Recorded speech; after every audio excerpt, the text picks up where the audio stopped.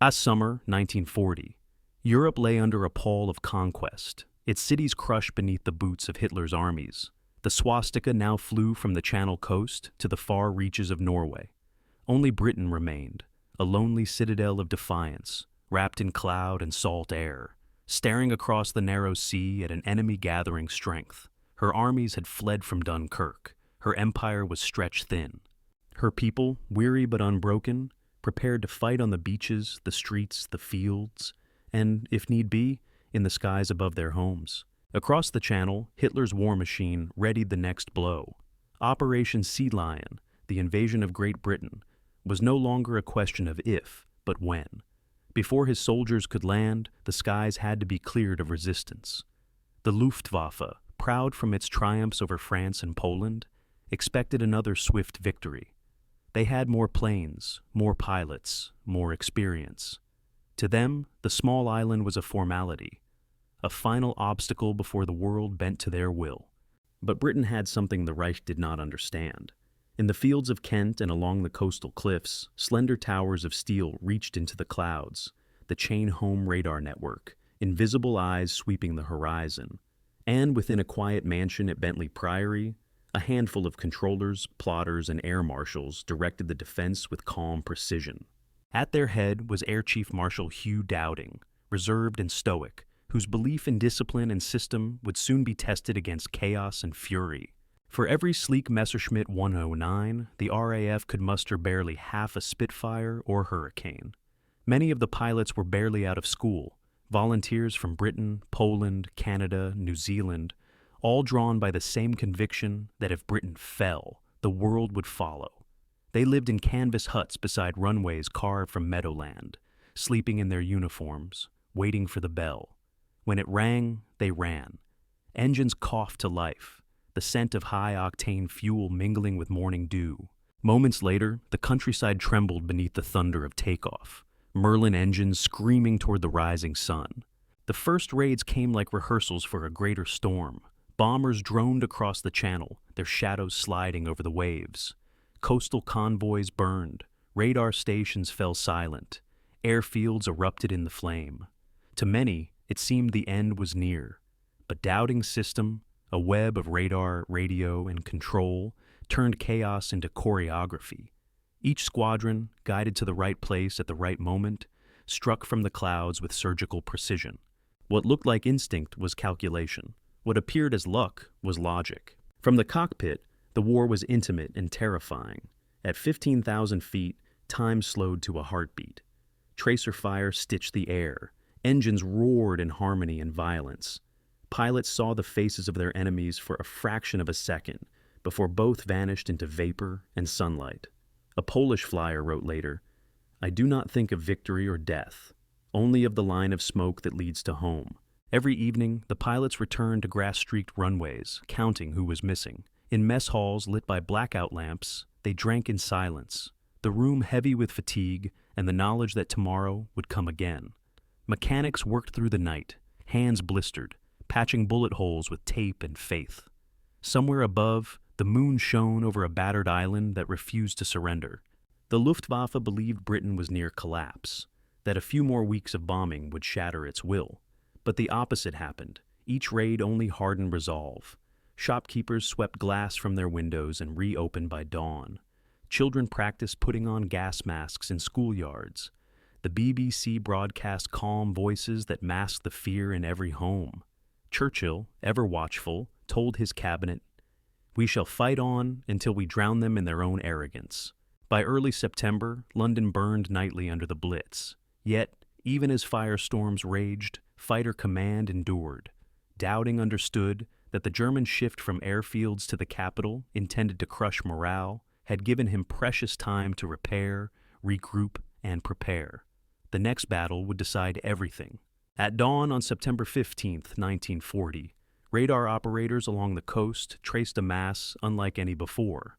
A tide of aircraft stretching across the Channel, 1,500 strong, bound for the heart of London.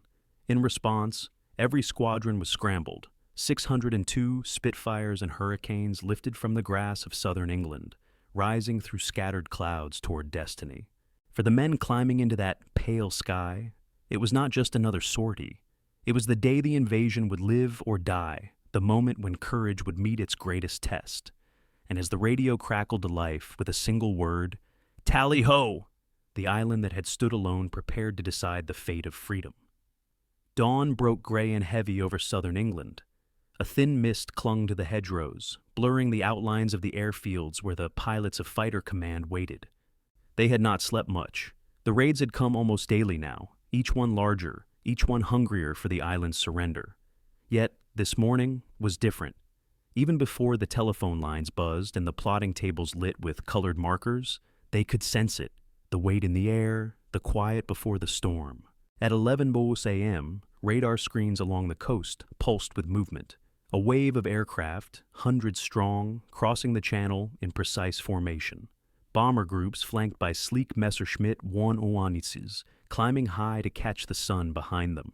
Below, controllers in crisp WAF uniforms moved markers across a vast table map at Bentley Priory. Their voices were calm, but their eyes betrayed the tension. Plot, Sector 11, Bandits, Strength, 150+. It was the signal Dowding had been waiting for. Across the south, klaxons wailed. In grass dispersal huts, young men leapt from their bunks and sprinted toward their machines. Ground crews pulled away wheel chocks, thumbs up. One by one, the Spitfires and Hurricanes roared into life, propellers biting the morning air.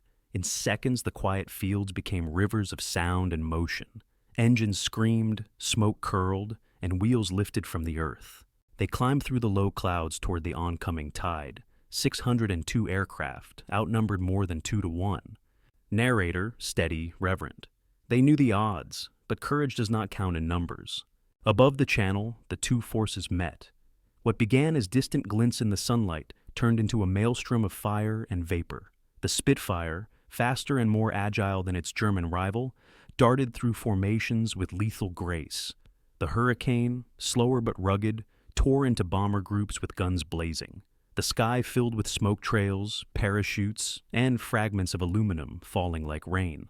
Inside the cockpit, the war was reduced to seconds. A pilot's world narrowed to the slipstream and the sight of a black cross in his gun sight. The radio crackled with clipped voices. "Brake right! Brake right!" Then static.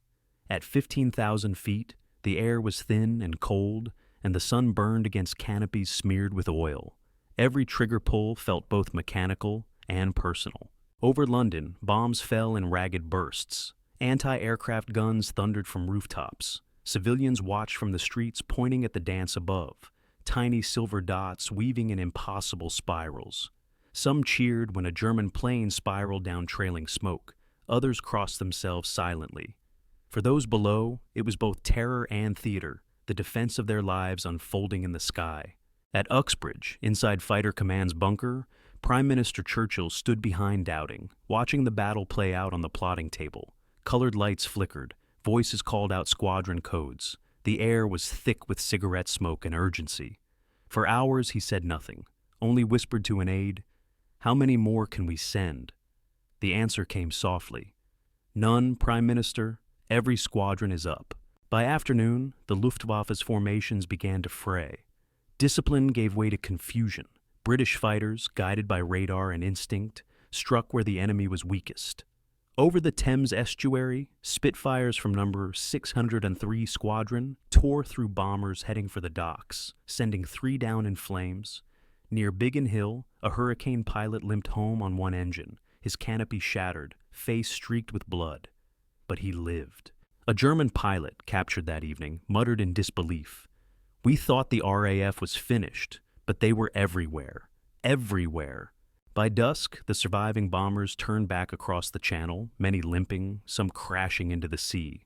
Smoke rose from Kent's farmlands and London's rooftops, but the invasion had failed again. The day's toll would be counted in metal and men. 56 German aircraft lost to 26 British. Numbers could not measure what it meant. For the first time in months, Britain had struck back and won. As the sun set over the battered fields, pilots returned one by one. Some walked away from their planes grinning, others trembling. A few did not return at all. In the quiet after the engines died, The evening wind carried the faint smell of fuel and cordite across the grass. The ground crews lit cigarettes, staring at the horizon where the last contrails faded into gold. Narrator, soft, reverent, close. On that day, the sky did not fall. It was held by courage, by invention, by the unyielding belief that freedom was worth the fight. The world would remember the date, September 15th, 1940, the day a handful of Spitfires stopped an empire. The morning of September 15th dawned clear over southern England, a sky so pure it seemed to invite the coming violence. Beneath it, the fields of Kent and Sussex stretched quiet and still, a deceptive calm before the history's storm. In the control rooms of Fighter Command, the telephone lines hummed. Radar operators stared at their scopes, the green traces glowing brighter by the minute. The first reports came in at 10:30 a.m. from the chain home stations along the coast. Raid forming over Calais, estimated strength 150 plus. Then another, then another. Within minutes, the map at Bentley Priory was a constellation of red markers, each one a formation of German aircraft crossing the channel. It was the largest assault the Luftwaffe had ever launched. Two great waves of bombers and fighters, more than 1,500 aircraft in all, surged toward the heart of London. Dowding stood silent, eyes fixed on the board. He turned to his deputy, Keith Park, and said quietly, "Scramble everything we have." Across the countryside, the bells rang out again. Engines screamed to life. Men ran, helmets half fastened into the light. In less than 5 minutes, the sky above England was alive. Hundreds of Spitfires and Hurricanes clawing upward, their wings glinting silver in the sun. To those watching from the ground, it was as if the island itself had taken flight. Narrator measured rising tension. It was not merely a battle of machines. It was a test of endurance, of nerve, of faith. At 20,000 feet, the first formations met above the Thames estuary.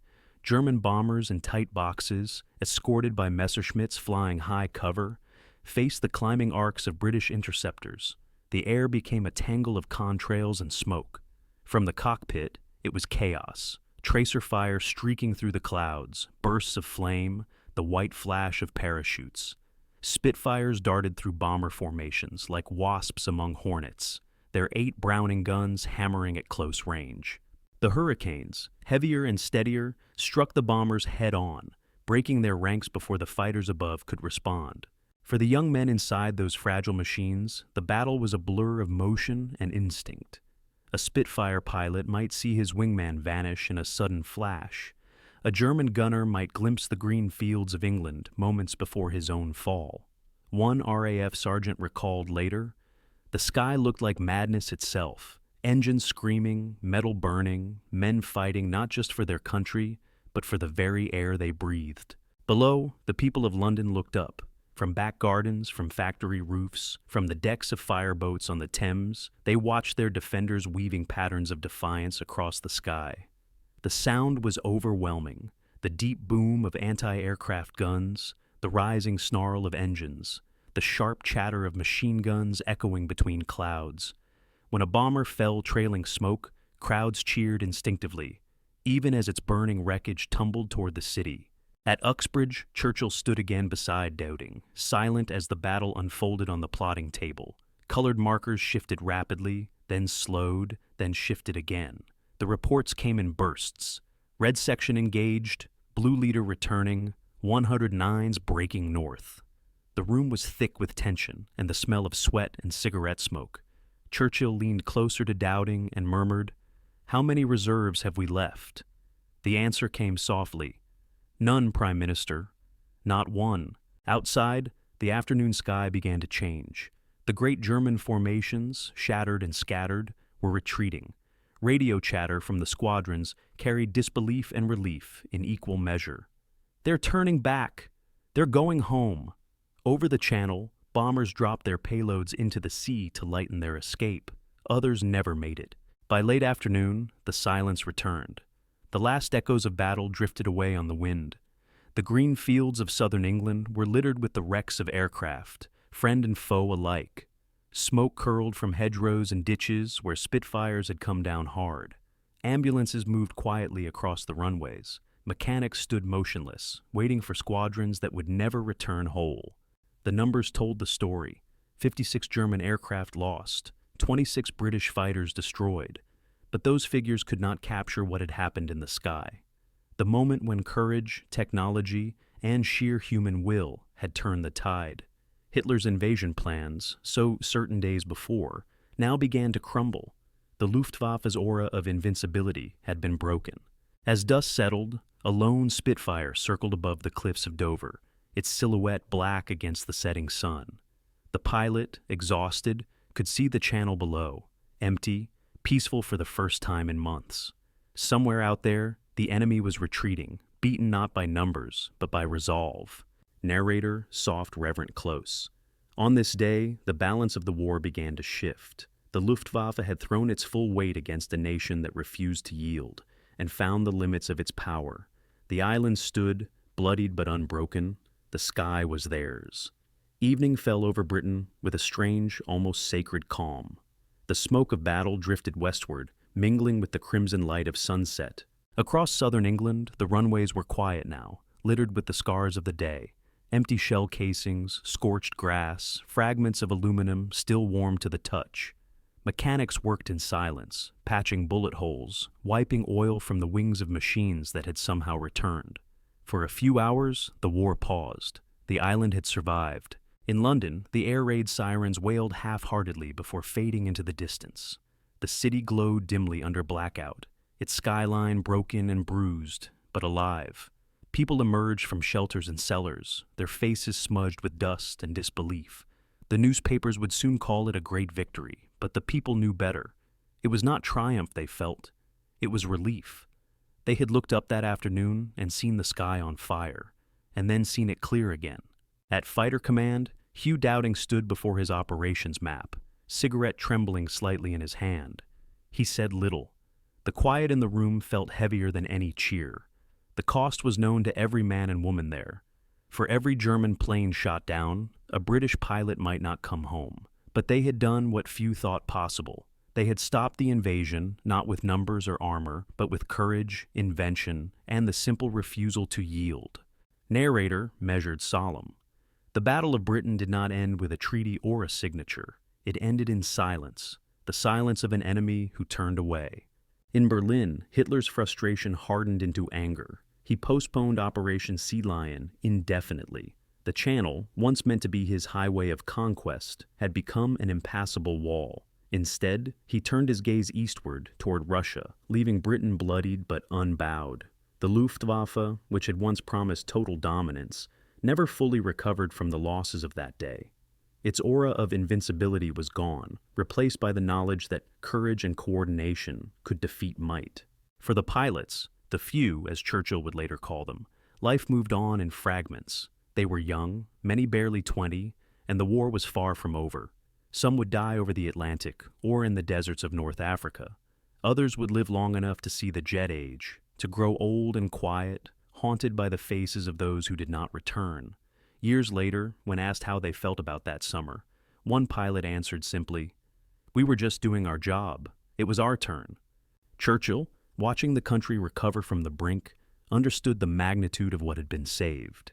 In his address to Parliament, he spoke the words that would define the moment forever. Never in the field of human conflict was so much owed by so many to so few. Those words carried across the Atlantic, reaching American ears that had not yet joined the war. They spoke not only of sacrifice, but of endurance, a quiet kind of heroism that resonated with a nation soon to face its own reckoning. The story of the Battle of Britain became more than a military episode. It became a symbol of how free people stand when cornered. Decades later, the airfields of southern England grew over with grass and daisies. The control towers crumbled, their walls marked with names and dates carved by hands now gone. Yet each summer, the sky above the white cliffs of Dover still echoed with the growl of Merlin engines, Spitfires restored, flown by those who never forgot. They traced the same paths through the clouds that their predecessors once flew, their silver wings catching the sun in silent tribute. Narrator, gentle, reflective, close. In the end, it was not the planes that saved Britain, nor even the men who flew them, but the spirit they carried, the belief that some things are worth standing for, even when standing seems impossible. They fought not for glory, but for tomorrow, and in doing so, they kept the world from falling into darkness. The camera pans upward, the rolling fields of Kent fading into the boundless sky. The hum of an engine rises softly in the distance. One last Spitfire crosses the frame, its shadow sweeping over the green below, vanishing into the golden light of dusk. Final line, voiceover steady and low. September 15th, 1940, the day the sky stood still and freedom found its wings.